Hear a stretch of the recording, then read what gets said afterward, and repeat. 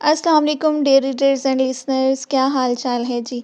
उम्मीद है सब खैरियत से होंगे जी। तो नावल है सिर्फ तुम, एपिसोड 26। राइटर हैं बिया खान, वॉइस ओवर बाय अरवा। अगर कोई चैनल पर न्यू है तो चैनल को जल्दी से सब्सक्राइब कर लें और साथ में दी गई बेल आइकन को भी ज़रूर प्रेस कर लें। नावल का आगाज़ करते हैं। सन्नान को यकीन नहीं आ रहा था क्या ये सच है। उसे यकीन नहीं आ रहा था दिलरुबा की बात पर, लेकिन जब उसके कहने पर दरवाजे पर कोई ख़त छोड़ कर गया, उसे इस बात पर यकीन करना पड़ रहा था। वो ज़मीन पर बैठ गया था, उसके मोहब्बत का ये सिला मिला था उसे। ऐसा नहीं हो सकता, वो तो मुझसे मोहब्बत करती है, तो ऐसा नहीं कर सकती वो इस वक्त टूट सा गया था, बिखर रहा था। उसने पहली दफ़ा अपनी ज़िंदगी में एक लड़की को चाहा था, जिसे उसने अपना हमसफ़र भी बनाया था, लेकिन वो ही ऐसा उसके साथ कर जाएगी, उसको इस बात का अंदाज़ा नहीं था। अब भी उसे यकीन नहीं आ रहा था, लेकिन करना पड़ रहा था यकीन। हानिया की आंख खुली, अपने आप को अनजान जगह पर देख वो अपनी पूरी आंखें खोलती आसपास देखने लगी थी। सामने बैठी दिलरुबा को देख उसकी सांस हलक में अटकी थी। तुम? हाँ मैं, मजाक उड़ाती नज़रें उस पर गड़ी थी। क्यों लाई हो मुझे यहाँ? मुझे वापस जाना है। लड़की, तू भाग गई तो क्या समझी मैं तुझे ढूंढ नहीं सकती? तुम्हारी हिम्मत कैसे हुई मुझे यहाँ लाने की? मुझे वापस अपने घर जाना है।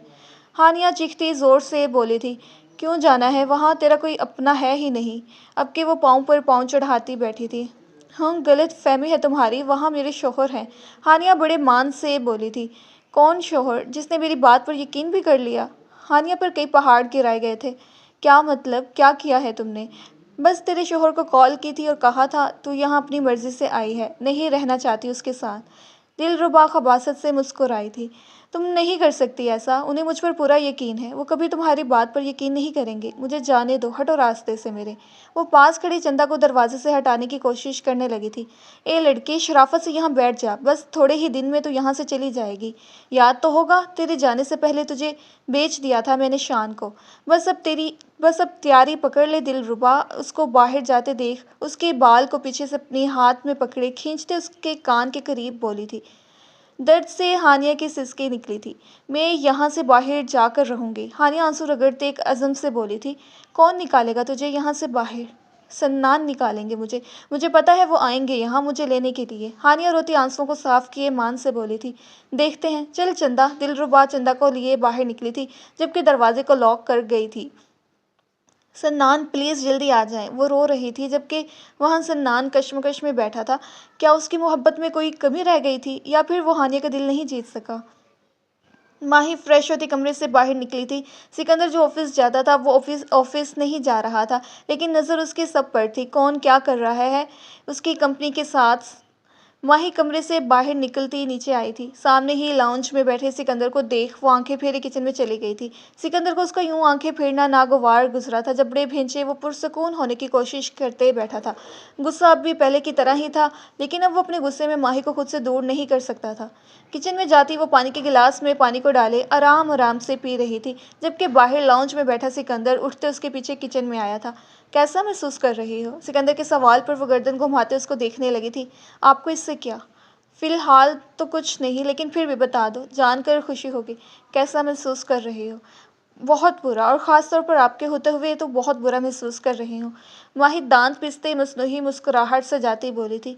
कितना बुरा? इतना बुरा या इतना बुरा? सिकंदर थोड़ा उसके करीब आते बोला, फिर थोड़ा करीब, फिर बिल्कुल इसके नज़दीक आते बोला। दूर रहें मुझसे। मैं दूर ही हूँ, अभी करीब नहीं आया। आपको एक बात समझ नहीं आती? क्या समझ नहीं आती? उसको बोलने का मौका दिए बगैर वो उसकी बात में बार बार घुस रहा था। माही पैर पटकती बाहर निकली थी, जबकि सिकंदर को उसको तंग करने में मज़ा आ रहा था। हरीम कमरे में पेट पकड़कर बैठ गई थी। कोई खाना दे दो मुझे ज़िंदा नहीं मारो, मैं मर जाऊंगी। हरीम ज़ोर ज़ोर से बोलने लगी, क्योंकि घर पूरा खाली था। उसकी आवाज़ नीचे तक सुनाई दे रही थी। नीचे लाउंज में बैठा हैदर उसके चीखने चलाने की आवाज़ सुनते ही खड़े होते ऊपर गया था। क्या मसला है तुम्हारे साथ? धाड़ की आवाज़ से दरवाज़ा खोलते वो उसके सामने खड़ा था। मुझे कोई मसला नहीं है, बस खाना दे दो मुझे, वरना मैं मर जाऊंगी। और अगर मैं मर गई तो इल्ज़ाम तुम पर आएगा, और अगर इल्ज़ाम तुम पर आएगा तो तुम जेल जाओगे, और तुम्हें जेल जाना मंजूर है? हरीम ने पूरी रुदात सुनाई थी, जैसे ये सब होने वाला हो। लड़की खामोश, एकदम खामोश। हैदर गुस्सा ज़ब्त किए बोला, ये तुम्हारे साथ मसला क्या है? मेरा नाम हरीम है, कल से आई हूँ मैं यहाँ और तुम मुझे लड़की लड़की कहे जा रहे हो। ख़बरदार, जो मुझे लड़की लड़की कहा तुमने। इस लड़की का एक नाम भी है, जैसे उर्दू और इंग्लिश में हरीम ही कहते हैं। हरीम आबरू उठाए ज़बरदस्ती की मुस्कुराहट सजाए बड़े प्यार से बोली थी। इस वक्त गुस्सा करना मतलब खाने से हाथ धो बैठने जैसा था। नीचे आ जाओ, यहाँ कोई तुम्हारा मुलाजिम नहीं है तुम्हें ऊपर खाना देने आए। हैदर कहते बाहर निकलता कि हरीम उसके सामने हाइल हुई थी। क्या मतलब? एक तो तुमने इतनी सारी सीढ़ियाँ कमरे तक पहुँचने के लिए बनवाई हैं, अब मैं वापस नीचे आऊँ? मेरे पाँव टूट जाएंगे। अब तो मैं नहीं आ रही। ऊपर और नीचे होने में मेरी आधी जान निकल जाएगी। फिर खाने की जगह मुझे जहर दे देना, ताकि मुझे ऊपर से नीचे आना ही ना पड़े। हरीम ने एक तकरीब कह डाली थी। और ड्रामा क्वीन, चलो मेरे साथ। हैदर उसको अपने पीछे आने को कहते खुद आगे आ गया था, जबकि हरीम उसके पीछे उसको फॉलो कर रही थी। लिफ्ट में आते वो खड़ी हुई थी, जबकि 1 मिनट के अंदर वो नीचे थी। ये घर है कि कोई होटल? होटल ही समझ लो। लग भी रहा है। हरीम ने भी हाँ में हाँ मिलाई थी। एक बात बताओ, मैं तो यहाँ से भी खाना खाने के बाद चले जाऊँगी, लेकिन जाऊँगी कहाँ मैं? मुझे तो हॉस्टल का भी नहीं पता। मैंने तुम्हें घर से निकाल दिया? नहीं, लेकिन कभी ना कभी तो जाना ही है ना।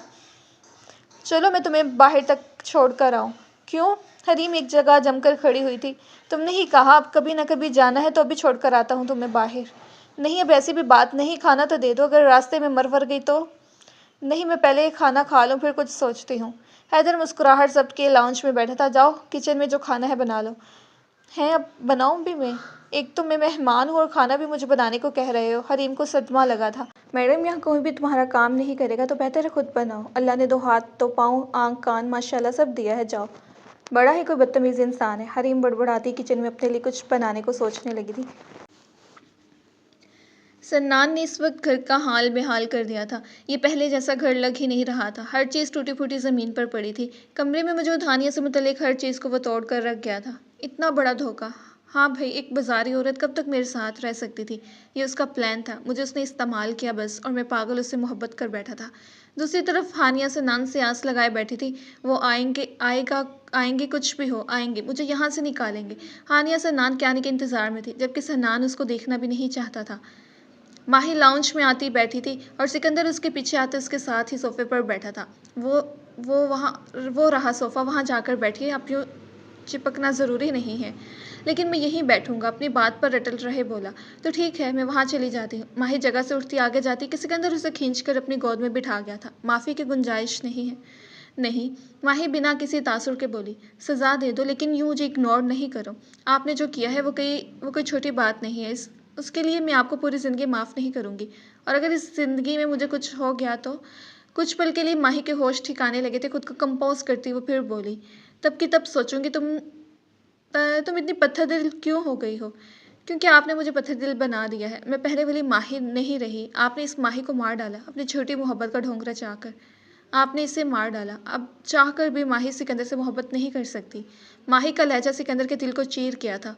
और अगर मोहब्बत हो गई तो क्या इनाम मिलेगा मुझे? मोहब्बत होगी ही नहीं तो मैं क्यों सोचूं? माही उठती उससे दूर हटी थी। सिकंदर भी खड़े होते उसके सामने आया था।